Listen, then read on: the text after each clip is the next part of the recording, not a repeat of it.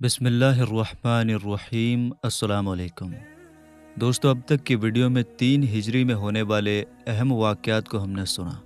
اب ہم اس ویڈیو میں 4 ہجری میں جو اہم واقعات مسلمانوں کے بیچ پیش آئے انہیں اس ویڈیو میں سنیں گے۔ آخر تک ضرور دیکھیے گا۔ دوستو، ہجرت کا چوتھا سال یہ 4 ہجری کہلاتا ہے۔ یہ سال بھی کافروں کے ساتھ چھوٹی بڑی لڑائیوں میں ہی گزرا۔ جنگ بدر کی جیت سے مسلمانوں کا خوف عرب میں جتنے بھی قبائل تھے ان سب پر بیٹھ گیا تھا، اس لیے سارے قبیلے اور خاندان کچھ دنوں کے لیے خاموش بیٹھ گئے تھے۔ لیکن جنگ احد میں مسلمانوں کے جانی نقصان کا چرچا ہونے سے دوبارہ عرب کے سارے قبائل اور خاندان ایک ساتھ مسلمانوں اور اسلام کو مٹانے کے لیے کھڑے ہو گئے، اور مجبوراً مسلمانوں کو بھی اپنے بچاؤ کے لیے لڑائیوں میں حصہ لینا پڑا۔ ایک محرم 4 ہجری کو اچانک ایک شخص نے مدینہ میں یہ خبر پہنچائی کہ طلحہ بن خویلد اور سلمہ بن خویلد دونوں بھائی کافروں کی فوج جمع کر کے مدینہ پر حملہ کرنے کے لیے نکل پڑے ہیں۔ حضور صلی اللہ تعالیٰ علیہ وسلم نے اس فوج کے مقابلے میں حضرت ابو سلمہ رضی اللہ عنہ کو 150 صحابہ اکرام کے ساتھ روانہ فرمایا۔ لیکن کفار کو جب پتہ چلا کہ مسلمانوں کا لشکر آ رہا ہے تو وہ لوگ بہت سے اونٹ اور بکریاں چھوڑ کر بھاگ گئے، جن کو مسلمانوں نے مال غنیمت بنا لیا، اور لڑائی کی نوبت نہیں آئی۔ جو مال جنگ میں جیتنے والے لوگوں کو حاصل ہوتا تھا اسے مال غنیمت کہا جاتا ہے، اور یہ اسلام میں حلال ہے۔ محرم 4 ہجری کو یہ خبر ملی کہ خالد بن سفیان مدینہ پر حملہ کرنے کے لیے فوج جمع کر رہا ہے۔ حضور صلی اللہ تعالیٰ علیہ وسلم نے اس کے مقابلہ کے لیے حضرت عبداللہ بن انیس رضی اللہ عنہ کو بھیجا۔ آپ نے موقع پا کر خالد بن سفیان کو قتل کر دیا اور اس کا سر کاٹ کر مدینہ لائے اور تاجدار مدینہ صلی اللہ تعالیٰ علیہ وسلم کے قدموں میں ڈال دیا۔ حضور صلی اللہ تعالیٰ علیہ وسلم نے حضرت عبداللہ بن انیس رضی اللہ عنہ کی بہادری سے خوش ہو کر ان کو اپنی چھڑی عطا فرمائی اور ارشاد فرمایا کہ تم اسی چھڑی کو ہاتھ میں لے کر جنت میں چہل قدمی کرو گے، ٹہلو گے۔ انہوں نے عرض کیا کہ یا رسول اللہ صلی اللہ تعالیٰ علیہ وسلم، قیامت کے دن یہ مبارک چھڑی میرے پاس نشانی کے طور پر رہے گی۔ چنانچہ انتقال کے بعد انہوں نے یہ وصیت فرمائی کہ اس چھڑی کو میرے کفن میں رکھ دیا جائے۔ اصفہان اور مکہ کے بیچ ایک جگہ ہے جس کا نام رجی ہے۔ یہاں کی زمین 7 مقدس صحابہ اکرام کے خون سے رنگین ہوئی، اس لیے یہ واقعہ سریہ رجی کے نام سے مشہور ہے۔ سریہ اس جنگ کو کہتے ہیں جس میں اللہ کے رسول صلی اللہ تعالیٰ علیہ وسلم کی شرکت نہ ہوئی ہو۔ یہ دردناک حادثہ بھی 4 ہجری میں پیش آیا۔ اس کا واقعہ یہ ہے کہ قبیلہ اجل وقارہ کے کچھ لوگ بارگاہ رسالت مآب صلی اللہ تعالیٰ علیہ وسلم میں آئے اور عرض کیا کہ ہمارے قبیلہ والوں نے اسلام قبول کر لیا ہے، اب آپ کچھ صحابہ اکرام کو وہاں بھیج دیں تاکہ وہ ہماری قوم کو عقائد اور اسلام کے اعمال سکھا دیں۔ ان لوگوں کی ریکویسٹ پر حضور صلی اللہ تعالیٰ علیہ وسلم نے 10 صحابہ اکرام کو حضرت عاصم بن ثابت رضی اللہ عنہ کی نگرانی میں بھیج دیا۔ جب یہ مقدس قافلہ اس جگہ پہنچا جسے رجی کہا جاتا ہے تو غدار کفار نے وعدہ خلافی کیا، اور قبیلہ بنو احیان کے کافروں نے 200 کی تعداد میں جمع ہو کر ان 10 مسلمانوں پر حملہ کر دیا۔ مسلمان اپنے بچاؤ کے لیے ایک اونچے ٹیلے پر چڑھ گئے۔ کافروں نے تیر چلانا شروع کیا اور مسلمان ٹیلے کی اونچائی سے پتھر برسانے لگے۔ کفار نے سمجھ لیا کہ ہم ہتھیاروں سے ان مسلمانوں کو ختم نہیں کر سکتے، تو ان لوگوں نے دھوکہ دیا اور کہا کہ اے مسلمانوں، ہم تم لوگوں کو امان دیتے ہیں اور اپنی پناہ میں لیتے ہیں، اس لیے تم لوگ ٹیلے سے اتر آؤ۔ حضرت عاصم بن ثابت رضی اللہ عنہ نے فرمایا کہ میں کسی کافر کی پناہ میں آنا گوارا نہیں کر سکتا۔ پناہ دینے کا مطلب یہ ہوتا ہے کہ ہم تم سے جنگ نہیں کریں گے، تم سلامتی کے ساتھ جہاں سے آئے ہو جا سکتے ہو۔ تو حضرت عاصم بن ثابت نے فرمایا کہ میں کسی کافر کی پناہ میں آنا گوارا نہیں کر سکتا۔ یہ کہہ کر خدا سے دعا مانگی، یا اللہ تو اپنے رسول کو ہمارے حال سے باخبر فرما۔ پھر وہ جہاد کے جوش میں بھرے ہوئے ٹیلے سے اترے اور کافروں سے آمنے سامنے لڑتے ہوئے اپنے 6 ساتھیوں کے ساتھ شہید ہو گئے۔ چونکہ حضرت عاصم رضی اللہ عنہ نے جنگ بدر کے دن بڑے بڑے کفار قریش کو قتل کیا تھا، اس لیے جب کفار مکہ کو حضرت عاصم رضی اللہ عنہ کی شہادت کی خبر ہوئی تو کفار مکہ نے چند لوگوں کو مقام رجی بھیجا تاکہ ان کے بدن کا کوئی حصہ کاٹ کر لائیں، جس سے پہچان ہو جائے کہ واقعی حضرت عاصم رضی اللہ عنہ قتل ہو گئے ہیں۔ لیکن جب کفار آپ کی لاش کی تلاش میں اس جگہ پہنچے تو اس شہید کی یہ کرامت دیکھی کہ لاکھوں کی تعداد میں شہد کی مکھیوں نے ان کی لاش کے پاس اس طرح گھیرا ڈال رکھا ہے جس سے وہاں تک پہنچنا ہی ناممکن ہو گیا ہے۔ اس لیے کفار مکہ ناکام واپس چلے گئے۔ باقی 3 صحابی حضرت خبیب، حضرت زید بن دسنہ اور حضرت عبداللہ بن طارق رضی اللہ عنہ کافروں کی پناہ پر بھروسہ کر کے نیچے اترے تو کفار نے وعدہ خلافی کی اور اپنی کمان کی تاتوں سے ان لوگوں کو باندھنا شروع کر دیا۔ یہ منظر دیکھ کر حضرت عبداللہ بن طارق رضی اللہ عنہ نے فرمایا کہ یہ تم لوگوں کی پہلی وعدہ خلافی ہے اور یہ میرے لیے اپنے ساتھیوں کی طرح شہید ہو جانا بہتر ہے۔ چنانچہ وہ ان کافروں سے لڑتے ہوئے شہید ہو گئے۔ لیکن حضرت خبیب اور حضرت زید بن دسنہ رضی اللہ عنہ کو کافروں نے باندھ دیا تھا، اس لیے دونوں مجبور ہو گئے تھے۔ ان دونوں کو کفار نے مکہ میں لے جا کر بیچ ڈالا۔ حضرت خبیب رضی اللہ عنہ نے جنگ احد میں حارث بن عامر کو قتل کیا تھا، اس لیے اس کے لڑکوں نے ان کو خرید لیا تاکہ ان کو قتل کر کے باپ کے خون کا بدلہ لیا جائے، اور حضرت زید بن دسنہ رضی اللہ عنہ کو امیہ کے بیٹے صفوان نے قتل کرنے کے ارادے سے خریدا۔ حضرت خبیب رضی اللہ عنہ کو کافروں نے کچھ دن قید میں رکھا، پھر حرم شریف میں لے جا کر سولی پر چڑھا کر قتل کر دیا۔ حضرت خبیب رضی اللہ عنہ نے قاتلوں سے 2 رکعت نماز پڑھنے کی اجازت مانگی۔ قاتلوں نے اجازت دے دی۔ آپ نے بہت مختصر طور پر 2 رکعت نماز ادا فرمائی اور فرمایا کہ اے کفار، میرا دل تو یہی چاہتا تھا کہ دیر تک نماز پڑھتا رہوں، کیونکہ یہ میری زندگی کی آخری نماز تھی، مگر مجھ کو یہ خیال آ گیا کہ کہیں تم لوگ یہ نہ سمجھ لو کہ میں موت سے ڈر رہا ہوں۔ کفار نے آپ کو سولی پر چڑھا دیا۔ اس وقت آپ نے کچھ شعر پڑھا تھا جس کا ترجمہ یہ ہے: جب میں مسلمان ہو کر قتل کیا جا رہا ہوں تو مجھے کوئی پرواہ نہیں کہ میں کس پہلو پر قتل کیا جاؤں گا، یہ سب کچھ خدا کے لیے، اگر وہ چاہے گا تو میرے کٹے پھٹے جسم کے ٹکڑوں پر برکت نازل فرمائے گا۔ حارث بن عامر کے لڑکے ابو سروعہ نے آپ کو قتل کیا، مگر خدا کی شان کہ یہی ابو سروعہ اور ان کے دونوں بھائی پھر بعد میں اسلام قبول کر کے صحابی کے درجے سے سرفراز ہو گئے۔ حضور صلی اللہ تعالیٰ علیہ وسلم کو اللہ تعالیٰ نے وحی کے ذریعے حضرت خبیب رضی اللہ عنہ کی شہادت سے باخبر فرما دیا۔ آپ نے صحابہ کرام سے فرمایا کہ جو شخص خبیب کی لاش کو سولی سے اتار لائے اس کے لیے جنت ہے۔ یہ خوشخبری سن کر حضرت زبیر بن عوام اور حضرت مقداد بن اسود رضی اللہ عنہ راتوں کو سفر کرتے اور دن کو چھپتے ہوئے اس جگہ پہنچ گئے جہاں حضرت خبیب رضی اللہ عنہ کو سولی پر چڑھایا گیا تھا۔ 40 کفار سولی کے پہرے دار بن کر سو رہے تھے۔ ان دونوں حضرات نے سولی سے لاش کو اتارا اور گھوڑے پر رکھ کر چل دیے۔ 40 دن گزر جانے کے باوجود لاش تر و تازہ تھی اور زخموں سے تازہ خون ٹپک رہا تھا۔ صبح کو قریش کے 70 سوار تیز رفتار گھوڑوں پر سوار ہو کر پیچھا کرنے کے لیے دوڑ پڑے اور ان دونوں حضرات کے پاس پہنچ گئے۔ ان دونوں حضرات نے جب دیکھا کہ قریش کے سوار ہم کو گرفتار کر لیں گے تو انہوں نے حضرت خبیب رضی اللہ عنہ کی لاش مبارک کو گھوڑے سے اتار کر زمین پر رکھ دیا۔ خدا کی شان کی ایک دم زمین پھٹ گئی اور لاش مبارک کو نکل گئی۔ پھر زمین اس طرح برابر ہو گئی کہ پھٹنے کے نشان بھی باقی نہیں رہے۔ یہی وجہ ہے کہ حضرت خبیب رضی اللہ عنہ کا لقب بلیع الارض ہے، جس کا معنی ہے جن کو زمین نگل گئی۔ اس کے بعد ان حضرات نے کفار سے کہا کہ ہم 2 شیر ہیں جو اپنے جنگل میں جا رہے ہیں، اگر تم لوگوں سے ہو سکے تو ہمارا راستہ روک کر دیکھو، ورنہ اپنا راستہ لو۔ کفار نے ان حضرات کے پاس لاش نہیں دیکھی، اس لیے مکہ واپس چلے گئے۔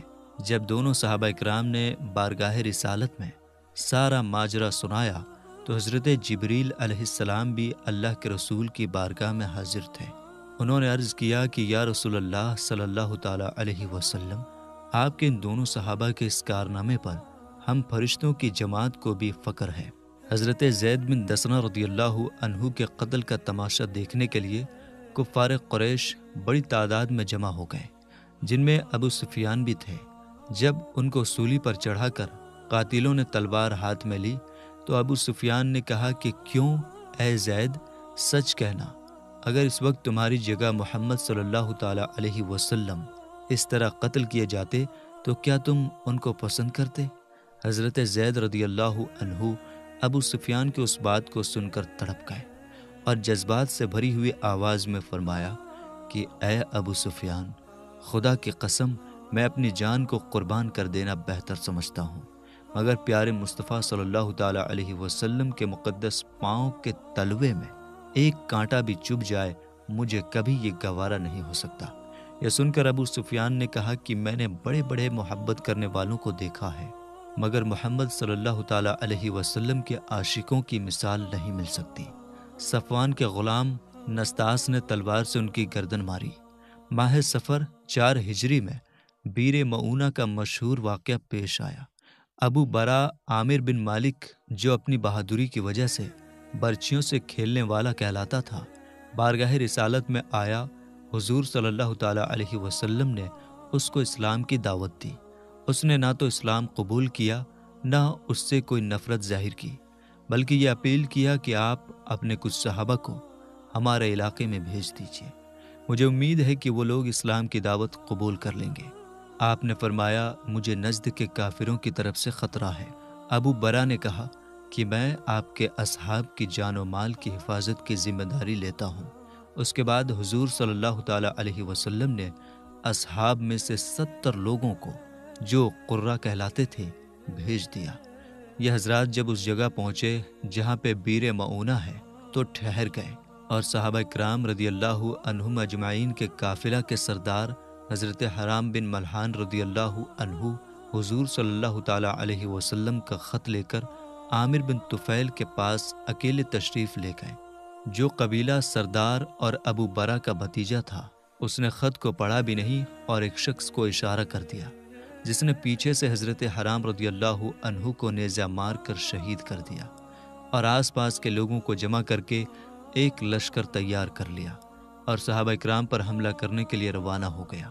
حضرت صحابہ اکرام رضی اللہ عنہم اجمعین بیر معونہ کے پاس بہت دیر تک حضرت حرام رضی اللہ عنہ کی واپسی کا انتظار کرتے رہے، مگر جب بہت زیادہ دیر ہو گئی تو یہ لوگ آگے بڑھے۔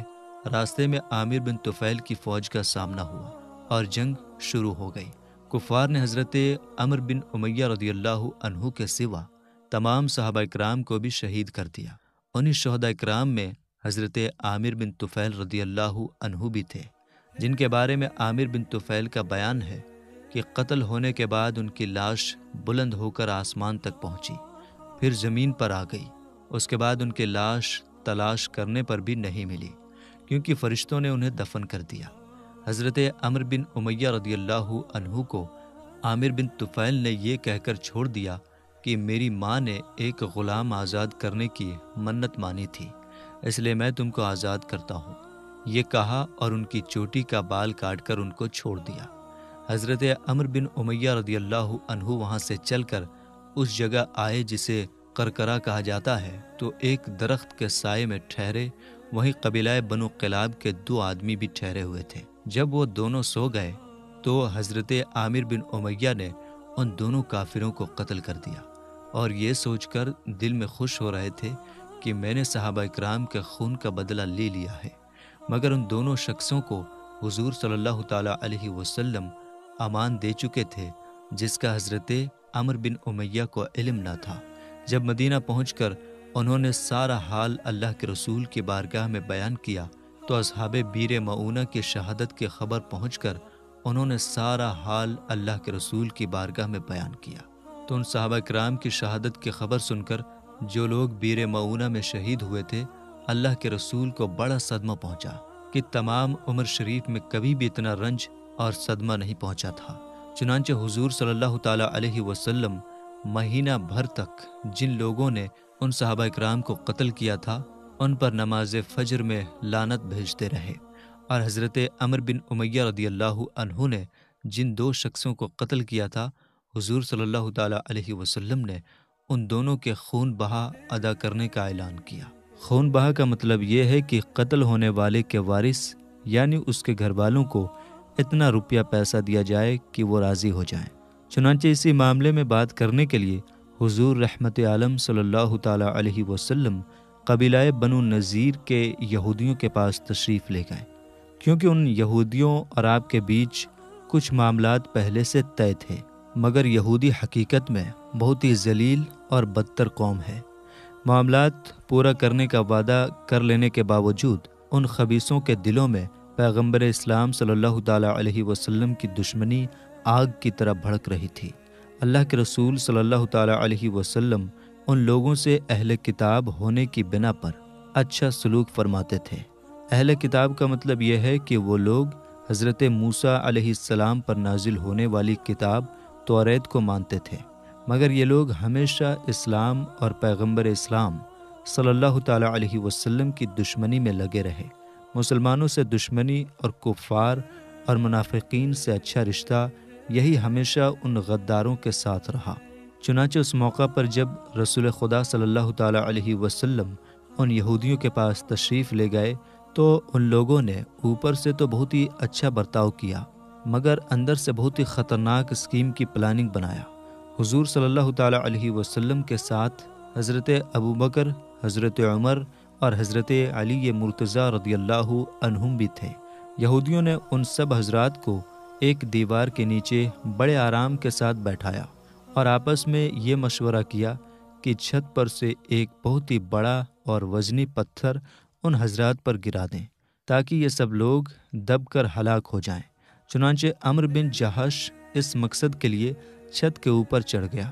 اللہ تعالیٰ نے اپنے رسول اللہ صلی اللہ تعالیٰ علیہ وسلم کو یہودیوں کی اس ناپاک پلاننگ سے وحی کے ذریعے باخبر فرما دیا، اس لیے فوراً ہی اللہ کے رسول صلی اللہ تعالیٰ علیہ وسلم وہاں سے اٹھ کر چپ چاپ اپنے صحابہ کے ساتھ چلے آئے اور مدینہ تشریف لا کر صحابہ اکرام کو یہودیوں کی اس پلاننگ سے باخبر کیا، اور انصار اور مہاجرین صحابہ سے مشورہ کے بعد ان یہودیوں کے پاس قاصد بھیج دیا کہ چونکہ تم لوگوں نے اپنی قاتلانہ پلاننگ سے جو ہمارے اور تمہارے بیچ معاملہ ہوا تھا توڑ دیا، اس لیے اب تم لوگوں کو 10 دن کی مہلت دی جاتی ہے کہ تم اس بیچ مدینہ سے نکل جاؤ، اس کے بعد جو شخص بھی تم میں کا یہاں پایا جائے گا قتل کر دیا جائے گا۔ حضور رحمت عالم صلی اللہ تعالیٰ علیہ وسلم کا یہ فرمان سن کر بنو نذیر کے یہودی مدینہ چھوڑنے کے لیے تیار ہو گئے تھے، مگر منافقوں کا سردار عبداللہ ابن ابی ان یہودیوں کا دوست بن گیا اور اس نے یہ کہا بھیجا کہ تم لوگ ہرگز مدینہ سے نہ نکلو، ہم 2000 آدمیوں سے تمہاری مدد کرنے کو تیار ہیں۔ اس کے علاوہ بنو قریظہ اور بنو غطفان یہودیوں کے 2 طاقتور قبیلے بھی تمہاری مدد کریں گے۔ بنو نذیر کے یہودیوں کو جب اتنا بڑا سہارا مل گیا تو وہ شیر ہو گئے اور انہوں نے حضور صلی اللہ تعالیٰ علیہ وسلم کے پاس کہا بھیجا کہ ہم مدینہ چھوڑ کر نہیں جا سکتے، آپ کے دل میں جو آئے کر لیجئے۔ یہودیوں کے اس جواب کے بعد حضور صلی اللہ تعالیٰ علیہ وسلم نے مسجد نبوی کی امامت حضرت عبداللہ ابن مکتوم رضی اللہ عنہ کے حوالے کیا اور خود بنو نذیر کا ارادہ فرمایا اور ان یہودیوں کے قلعہ کو گھیر لیا۔ یہ گھیراؤ 15 دن تک چلا۔ قلعہ میں باہر سے ہر قسم کے سامانوں کا آنا جانا بند ہو گیا اور یہودی بالکل ہی مجبور ہو کر رہ گئے، مگر اس موقع پر نہ تو منافقوں کا سردار عبداللہ بن ابی یہودیوں کی مدد کے لیے آیا، نہ بنو قریظہ اور نہ بنو غطفان نے کوئی مدد کی۔ چنانچہ اللہ تعالیٰ نے ان دغابازوں کے بارے میں ارشاد فرمایا جس کا ترجمہ ہے، ان لوگوں کی مثال شیطان کی طرح ہے، جب اس نے آدمی سے کہا کہ تو کفر کر، پھر جب اس نے کفر کیا تو بولا میں تجھ سے الگ ہوں، میں اللہ سے ڈرتا ہوں جو سارے جہان کا پالنے والا ہے۔ یہ ترجمہ ہے۔ اب مطلب یہ ہے کہ جس طرح شیطان آدمی کو کفر کے لیے تیار کرتا ہے، لیکن جب آدمی شیطان کے بہکانے سے کفر میں مبتلا ہو جاتا ہے تو شیطان چپکے سے کھسک کر پیچھے ہٹ جاتا ہے۔ اسی طرح منافقوں نے بنو نذیر کے یہودیوں کو دلاسا دے کر دلیر بنا دیا اور اللہ کے رسول صلی اللہ تعالیٰ علیہ وسلم سے لڑا دیا۔ لیکن جب بنو نذیر کے یہودیوں کو جنگ کا سامنا ہوا تو منافق چھپ کر اپنے گھروں میں بیٹھے رہے۔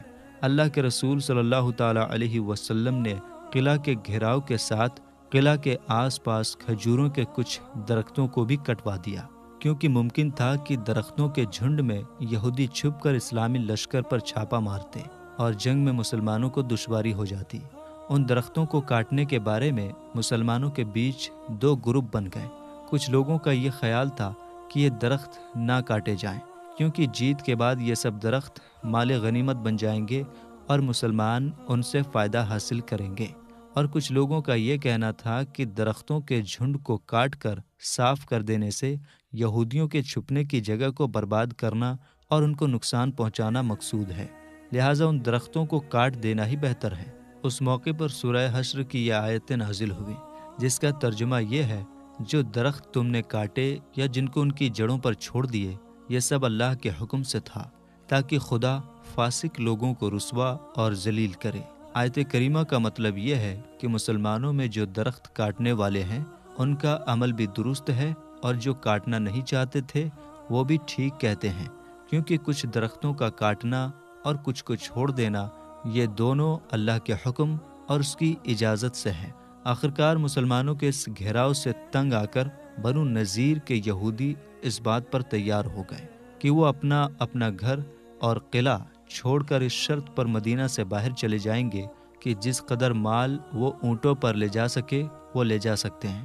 اللہ کے رسول صلی اللہ تعالیٰ علیہ وسلم نے یہودیوں کی اس شرط کو قبول فرما لیا، اور بنو نذیر کے سب یہودی 600 اونٹوں پر اپنا مال اور سامان لاد کر ایک جلوس کی شکل میں گاتے بجاتے ہوئے مدینہ سے نکلے۔ کچھ تو خیبر چلے گئے اور زیادہ تعداد میں ملک شام جا کر ادھر ادھر آباد ہو گئے۔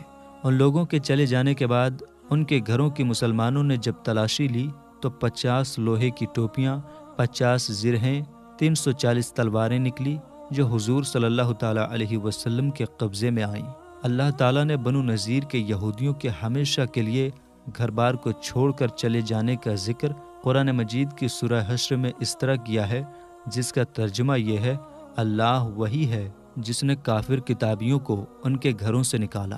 ان کے پہلے حشر کے لیے اے مسلمانوں، تمہیں یہ گمان نہ تھا کہ وہ نکلیں گے، اور وہ سمجھتے تھے کہ ان کے قلعے انہیں اللہ سے بچا لیں گے، تو اللہ کا حکم ان کے پاس آ گیا جہاں سے ان کو گمان بھی نہ تھا، اور اس نے ان کے دلوں میں خوف ڈال دیا کہ وہ اپنے گھروں کو خود اپنے ہاتھوں سے اور مسلمانوں کے ہاتھوں سے ویران کرتے ہیں۔ تو عبرت حاصل کرو اے عقل مندو، یہ قرآن کریم کا ترجمہ تھا۔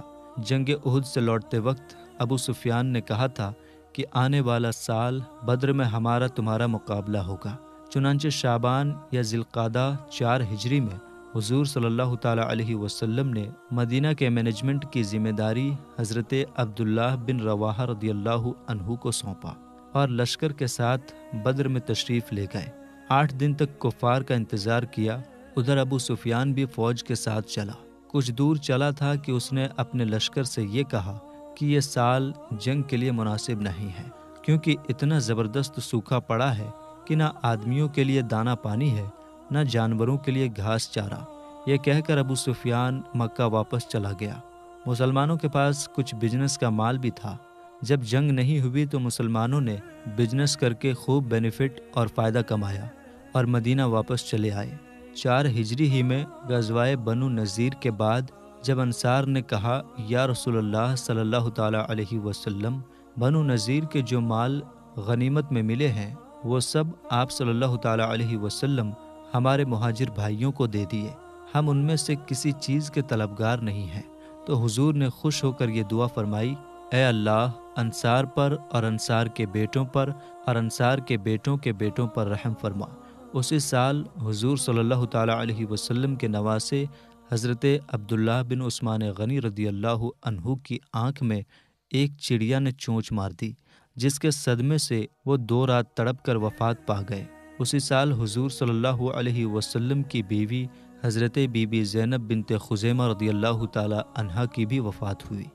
اسی سال حضور صلی اللہ تعالیٰ علیہ وسلم نے حضرت ام المومنین بی بی ام سلمہ رضی اللہ تعالیٰ عنہا سے نکاح فرمایا۔ اسی سال حضرت علی رضی اللہ عنہ کی والدہ ماجدہ حضرت بی بی فاطمہ بنت اسد رضی اللہ عنہا بھی وفات پائیں۔ حضور صلی اللہ تعالیٰ علیہ وسلم نے اپنا مقدس کرتا ان کے کفن کے لیے عطا فرمایا اور ان کی قبر میں اتر کر ان کی میت کو جنازے کو اپنے مقدس ہاتھوں سے قبر میں اتارا اور فرمایا کہ فاطمہ بنت اسد کے سوا کوئی شخص بھی قبر کے دبوچنے سے نہیں بچا ہے۔ حضرت عمر بن عبد العزیز رضی اللہ عنہ سے روایت ہے کہ صرف 5 ہی میت ایسی خوش نصیب ہوئی ہیں جن کی قبر میں اللہ کے رسول صلی اللہ تعالیٰ علیہ وسلم خود اترے۔ پہلا حضرت بیوی خدیجہ، دوسرا حضرت بیوی خدیجہ کا لڑکا، تیسرا عبداللہ مزنح جن کا لقب ذوالبجادین ہے، چوتھا حضرت بیوی عائشہ کی ماں حضرت ام رومان، پانچواں حضرت فاطمہ بنت اسد حضرت علی کی ماں رضی اللہ عنہم اجمعین، اور اسی سال یعنی 4 شعبان 4 ہجری کو فاطمہ کے لال علی کے نور نظر رسول اللہ کے پیارے نواسے حضرت امام حسین رضی اللہ تعالی عنہ کی پیدائش ہوئی۔ اسی سال ایک یہودی نے ایک یہودی کی عورت سے زنا کیا اور یہودیوں نے یہ مقدمہ اللہ کے رسول کی بارگاہ میں پیش کیا تو اللہ کے رسول صلی اللہ تعالی علیہ وسلم نے تورات اور قرآن دونوں کتابوں کے فرمان سے اس پر پتھر برسانے کا حکم دیا، اور اسی سال تامہ بنت عبیرک نے جو مسلمان تھا چوری کی تو حضور صلی اللہ تعالی علیہ وسلم نے قرآن کے حکم سے اس کا ہاتھ کاٹنے کا حکم جاری کیا۔ اس پر وہ بھاگ نکلا اور مکہ چلا گیا، وہاں بھی اس نے چوری کی۔ اہل مکہ نے اس کو قتل کر ڈالا یا اس پر دیوار گر پڑی اور مر گیا، دریا میں پھینک دیا گیا۔ ایک قول یہ بھی ہے کہ وہ مرتد ہو گیا تھا، یعنی اسلام سے پھر گیا تھا۔ کچھ اسلامی اتہاس لکھنے والوں کے نزدیک شراب کے حرام ہونے کا حکم بھی اسی سال یعنی 4 ہجری میں نازل ہوا، لیکن کچھ لوگوں کا کہنا یہ ہے کہ 6 ہجری میں نازل ہوا اور کچھ لوگوں نے 8 ہجری میں بتایا ہے۔ تو میرے دوستو، ہم نے اور آپ نے 4 ہجری سن لیا، اب 5 ہجری انشاءاللہ تعالی ہم اور آپ سنیں گے۔